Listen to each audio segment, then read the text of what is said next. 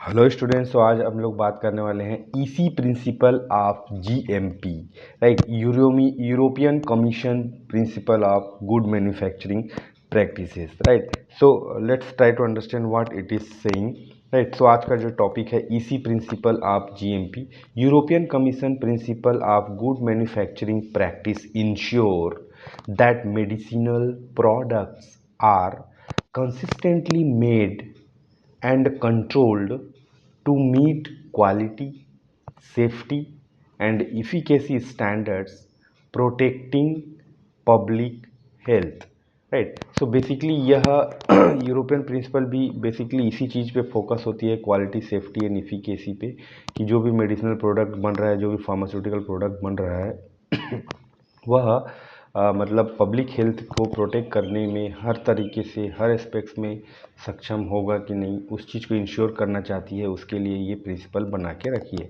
तो इसमें आता है डायरेक्टिव 91/356/EEC, ठीक है।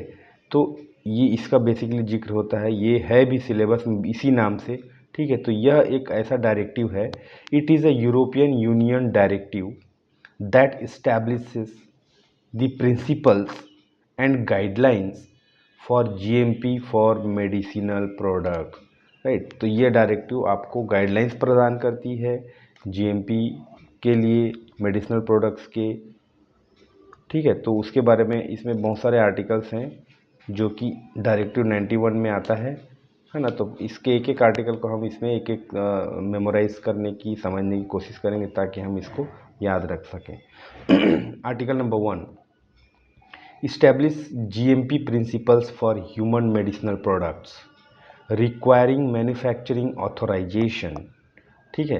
यह एक ऐसा GMP प्रिंसिपल इस्टेब्लिश करता है जो कि ह्यूमन मेडिसिनल प्रोडक्ट्स के मेडिसिनल प्रोडक्ट के मैन्युफैक्चरिंग के लिए इम्पॉर्टेंट है। Article number 2, define medicinal products, manufacturer, qualified person and quality assurance, ठीक है। इनके बारे में ये डेफिनेशन प्रोवाइड कराता है। Article number 3, member states ensure GMP bye inspection, ठीक है। गुड मैन्युफैक्चरिंग चल रहा है कि नहीं, वह मतलब इंस्पेक्शन के द्वारा, निरीक्षण के द्वारा यह इंश्योर किया जाता है। Article number 4, manufacturers and importers must ensure GMP compliance, जो भी निर्माण करने वाले हैं और जो भी आयात निर्यात करने वाले हैं, मतलब निर्यात करने वाले हैं, ये इस चीज़ का निर्धारण करेंगे, इस चीज़ को परिपक्व करेंगे, इंश्योर करेंगे कि GMP कंप्लायंस है, नहीं है, क्या है, ठीक है। आर्टिकल नंबर 5 में ये दिया गया है कि manufacturing must align with approved marketing authorisation, कि जो भी निर्माण प्रक्रिया हो रही है वह जो मार्केटिंग ऑथराइजेशन के अप्रूवल के तहत हो रही है, अलाइंड है, या फिर अपने हिसाब से कुछ भी बना ले रहे हैं, इस चीज़ के बारे में ये चीज़ को दिया गया है आर्टिकल 5 में। आर्टिकल 6 में दिया गया है manufacturer must implement effective pharmaceutical quality assurance, क्योंकि क्वालिटी एश्योरेंस होगा तो ही प्रोडक्ट क्वालिटी वाली बनेगी। तो वो इफ़ेक्टिव इम्प्लीमेंट हुआ है कि नहीं, ये चीज़ को मैन्युफैक्चरर को इंश्योर करना होगा बिफोर मैन्युफैक्चरिंग। उसके बारे में पूरा डिटेल जानकारी आर्टिकल 6 में दिया रहता है। Article number 7, component personnel roles, training and hygiene, इन सब के बारे में दिया गया। पर्सनल कैसे होना चाहिए, education, qualification, experience, role, what are their roles and responsibilities, like what are the area they are going to be in the production area, what they are going to be there in the quality control area, or maybe if one person will be assigned for one equipment, so that will be like punching machine, so he is going to operate all the control panels and setting up the temperature, the punching depth, etc. Training, they have to be go to the training for to be involved in particular work, उनको training के द्वारा ही उनको पता चलने वाला है कि क्या करना है उनको, और किस तरह से हाइजीन को मेंटेन करना है, हैंड वॉश का तरीका कैसा होना चाहिए, when they are suppose to go to washroom, है ना। तो वो सब चीज़ इसमें दिया रहेगा। Article number 8, premises and equipment must minimise risk, ठीक है, जो भी उसका कैंपस है और इक्विपमेंट है उनको कैसे हम मतलब रिस्क से, किसी भी तरह के इंसिडेंट होने से बचाया जा सके, और वह कितनी दूर रहना चाहिए, कौन कौन से मशीन के बीच में कितना गैप रहना चाहिए, वो सब के बारे में आर्टिकल 8 में दिया रहता है। Article number 9, clear documentation to trace manufacturing history.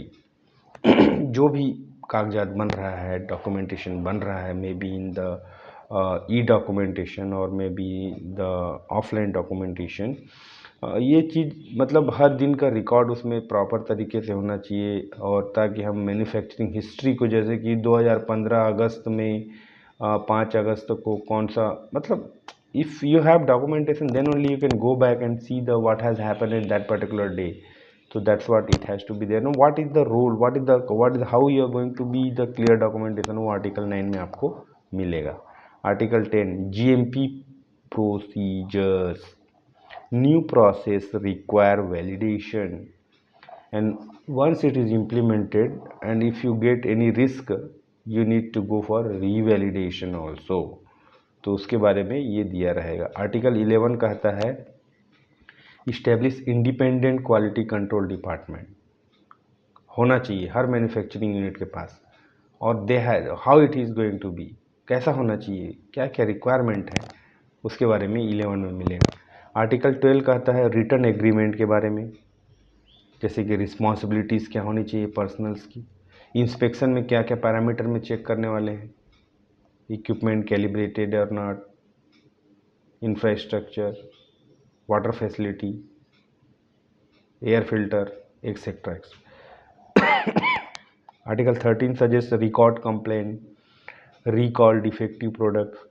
कई बार क्या होता है कि मार्केट में लॉन्च होने के बाद या डिस्पैच होने के बाद पता चलता है कि प्रोडक्ट डिफेक्ट है या रिपोर्ट है, तो उसको रिकॉल कैसे करना चाहिए, कैसे कंप्लेन को रिकॉर्ड करना चाहिए कि क्या कंप्लेन आया कि ये बैच में ये प्रॉब्लम आया, उस चीज़ के बारे में आर्टिकल 14 बोलता है सेल्फ इंस्पेक्शन, बहुत ज़रूरी है। ठीक है, सेल्फ इंस्पेक्शन में क्या रहता है कि कंपनी ही अपने कंपनी को मॉनिटर करने के लिए जीएमपी इम्प्लीमेंटेशन हुआ कि नहीं, करेक्टिव मेजर लिया जा रहा है कि नहीं, तो कंपनी की टीम ही कंपनी को इंस्पेक्ट करेगी, उसको बोलते हैं सेल्फ इंस्पेक्शन। तो उसके लिए एक टीम अलग से रहती है। वो आर्टिकल 15 बोलती है एडॉप्ट नेसेसरी प्रोविजंस बाय जनवरी 1, 1992। तो उस चीज़ के बारे में ये जनवरी 1, 1992 को एक प्रोविज़न हुआ था, वो एडॉप्ट कैसे करना है etcetera. Article 16 directive is addressed to member state for implementation. अब नियम तो बन गया, कानून तो बन गया, अब उसका इम्प्लीमेंट हुआ कि नहीं, उसको कैसे इम्प्लीमेंट के लिए कैसे एड्रेस करेगा, उसके बारे में पूरे दिया हुआ है।